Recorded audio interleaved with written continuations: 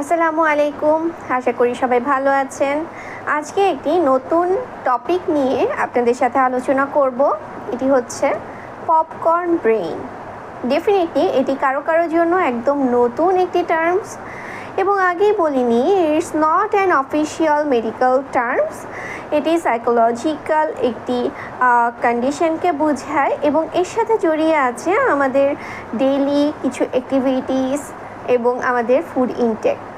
So চলুন জেনে নিই এই পপকর্ন ব্রেইন কী এবং এটি আসলে আমাদের লাইফে কী ইম্প্যাক্ট ফেলছে। What is popcorn brain? Actually, when we see that our brain's tendency to jump over one thought to another, then we can say it's a popcorn brain. That means আমরা যখন দেখি যে পপকর্ন যখন হয়ে যায় তখন সে এক জায়গা থেকে আরেক জায়গায় খুব কুইকলি জাম্প করে, একটা জায়গায় সে স্টেবল থাকে না। ঠিক একইভাবে যদি আমরা কাজের ক্ষেত্রে দেখি যে আমাদের ব্রেইন অ্যাটেনশন বেশিক্ষণ ধরে রাখতে পারছে না।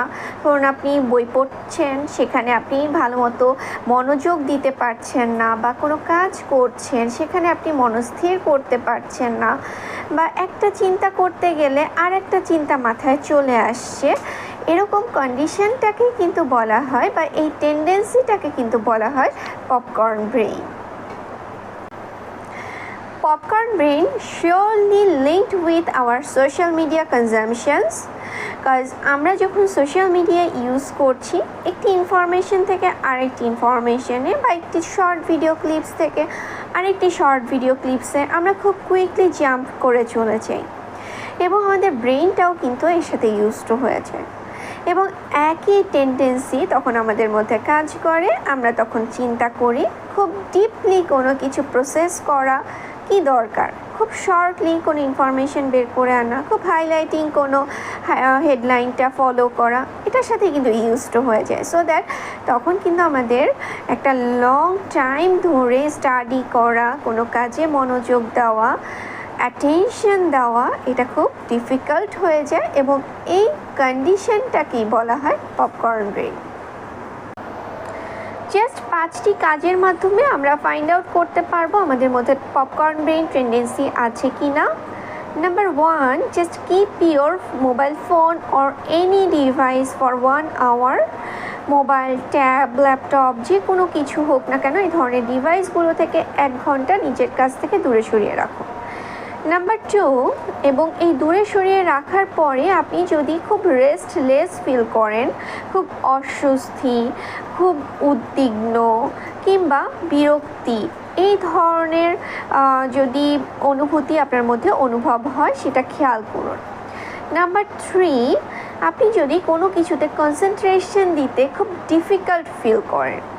নাম্বার 4, যদি আপনার কোনো কিছুতে ফোকাস দিতে, জাস্ট লাইক রিডিং অথবা কোনো কিছু লিখতে, কোনো কাজ করতে অ্যাটেনশন দিতে যদি আপনার মনে হয় যে হেল্পের দরকার, বা আপনি খুব শর্ট অ্যাটেনশনে ভুগছেন। And number 5, if you need constantly stimulation. এই 5টার মধ্যে যদি যে কোনো 3টি আপনার মধ্যে দেখা যায়, তাহলে definitely you have a popcorn brain. Solution: যদি দেখা যায় আমাদের মধ্যে পপকর্ন ব্রেইন ডেভেলপড হয়েছে, তাহলে আমরা কি করতে পারি। Number 1, exercise. প্রত্যেক দিন 30 থেকে 40 মিনিট ফিজিক্যাল এক্সারসাইজ অবশ্যই ম্যান্ডেটরি, এবং দৈনিক কমপক্ষে 10 থেকে 15 মিনিট সূর্যের আলোতে হাঁটা, এবং হাঁটতে না পারলে অন্তত বসে থাকার চেষ্টা করবেন। ভিটামিন ডি আমাদের ব্রেইনের জন্য খুবই ইম্পর্ট্যান্ট। Number 2, sufficient slip. একটা সুস্থ স্বাভাবিক মানুষের জন্য দৈনিক 7 থেকে 8 ঘন্টা ঘুম খুবই ইম্পর্টেন্ট, এবং এই ঘুমানোর সময় কোনো ডিভাইস কাছে রাখা যাবে না। ঘুমানোর 30 মিনিট আগে থেকে ডিভাইসের ব্যবহার বন্ধ করুন। নাম্বার 3, ব্যালেন্স ডায়েট, এবং আপনার শরীরের কন্ডিশন অনুযায়ী, ফিজিক্যাল নিড অনুযায়ী একজন এক্সপার্টের সাথে কথা বলে ব্রেইন ফুড, ব্রেইন হেলথের জন্য কোন খাবারগুলো জরুরি সেই খাবারগুলো আপনার ডায়েটে রাখার চেষ্টা করতে হবে। এছাড়াও খাবার গ্রহণের সময় ডিভাইস থেকে দূরে থাকতে হবে।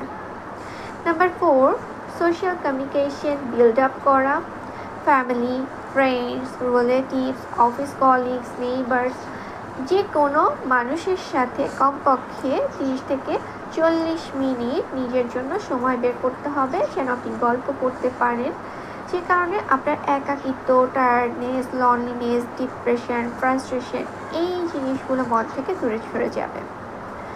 নাম্বার 5, মেন্টাল হেলথের প্রতি অবশ্যই সচেতন হতে হবে। যদি আপনি খুব স্ট্রেস ফিল করেন, যদি আপনি খুব ডিপ্রেস আর ফ্রাস্ট্রেশনে ভুগে থাকেন, অবশ্যই আপনাকে এই যে ডিস্ট্রেস ম্যানেজমেন্ট আর স্ট্রেস রিলিফের প্র্যাকটিস করতে হবে। মেডিটেশনের জন্য খুবই ফ্রুটফুল একটি ভূমিকা পালন করে, ফ্রুটফুল রেজাল্ট দেয়। এছাড়াও যদি দরকার হয় অবশ্যই এক্সপার্টের সাথে কথা বলতে হবে। অ্যান্ড নাম্বার 6, আপনাকে ডেইলি একটি ডায়েরি মেনটেন করতে হবে। আপনি যেহেতু কাজগুলো ভুলে যাচ্ছেন, একটা কাজে ঢুকে আরেকটা কাজে আপনার বিরক্তিকর লাগছে, অ্যাটেনশন দিতে পারছেন না, ডায়েরিতে লিখে রাখতে হবে।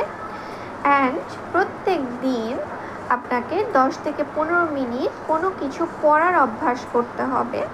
সেটা হতে পারে নিউজ পেপার, হতে পারে ম্যাগাজিন, হতে পারে যে কোনো ধরনের বই।